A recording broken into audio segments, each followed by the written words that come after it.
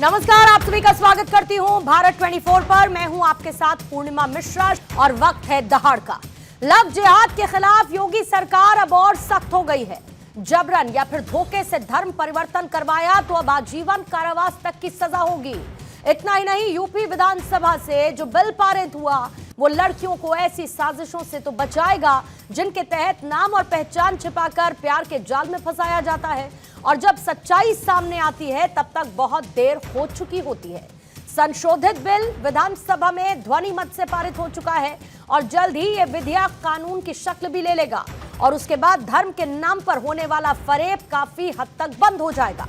साल 2020 में ही योगी सरकार लव जिहाद के खिलाफ कानून लेकर आई थी, लेकिन सजा के प्रावधान सख्त ना होने की वजह से यह प्रभावी नहीं था और अब सरकार ने इसमें धर्मांतरण से जुड़े हुए दूसरे अपराधों को भी शामिल कर लिया।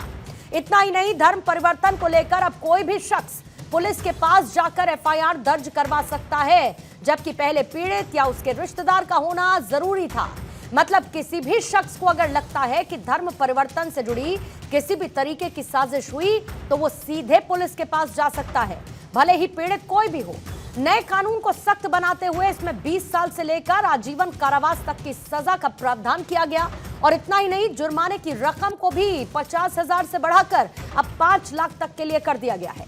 इस मामले की अदालती सुनवाई में भी बदलाव करते हुए सभी अपराधों को गैर जमानती बना दिया गया और सेशंस कोर्ट से नीचे की अदालतों में ऐसे मामले की सुनवाई अब नहीं हो सकेगी। आइए सबसे पहले आपको दिखाते हैं कि आज विधानसभा में यह बिल किस तरीके से पारित हुआ, उसके बाद सियासी जुबानी हमले जो इस बिल के पारित होने के साथ विपक्ष की तरफ से सामने आए वो भी आपको सुनवा दें।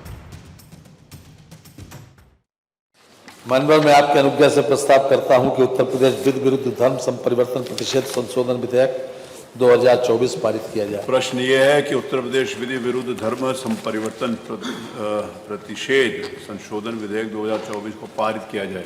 जो माननीय सदस्य पक्ष में हो कृपया हाँ कहें, जो माननीय सदस्य के विरोध में हो कृपया नहीं कहें। आगे संख्या अधिक है, अतः ये विधेयक पारित। ये सरकार महिला सुरक्षा के प्रति पूरी तरह गंभीर है और उस गंभीरता का परिणाम ही है कि प्रदेश के अंदर इस सरकार में आने के बाद सबसे पहले शोहदों पर लगाम कसने के लिए जो कार्रवाई की एंटी रोमियो स्क्वाड का गठन, उसका एक उदाहरण है। उसने कहा था कि लड़के हैं गलती कर देते हैं, ये महिला सुरक्षा की बात क्या करेंगे? ये महिला सुरक्षा के लिए तो समाजवादी स्वयं ही एक गंभीर खतरा है और इसीलिए महिला सुरक्षा के बारे में प्रदेश सरकार पूरी तरह सचेत है, सक्रिय है। हर बेटी को भी, हर व्यापारी को भी सुरक्षा प्रदान करने के लिए पूरी तरह प्रतिबद्ध है। और आज जो कानून ला रहे हैं या उनका जो व्यवहार भाषा है वो इसीलिए ऐसी है क्योंकि सांप्रदायिकता का दिया फड़फड़ा रहा है, बुझने से पहले फड़फड़ा रहा है, क्योंकि सांप्रदायिक राजनीति देश से खत्म होने जा रही है, नौकरी रोजगार की राजनीति होगी। जबरन धर्मांतरण पर पहले से कानून है, कठोर कानून है। अगर आप उसको और कठोर बनाते हैं तो बनाइए, लेकिन जितने भी आपने लव जिहाद के केस पिछले 7-8 सालों में लगाए थे वो सारे के सारे कोर्ट के द्वारा रिजेक्ट हो चुके हैं।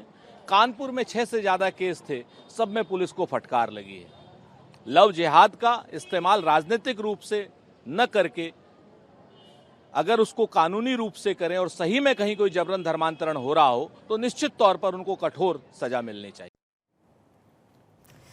तो आइए सबसे पहले दहाड़ में उन सवालों का जिक्र कर देते हैं जिसके इर्द गिर्द रहेगी आज चर्चा। सबसे पहला सवाल यही है कि लव जिहाद पर सख्त कानून से आखिर सियासी बवाल क्यों मचा हुआ है?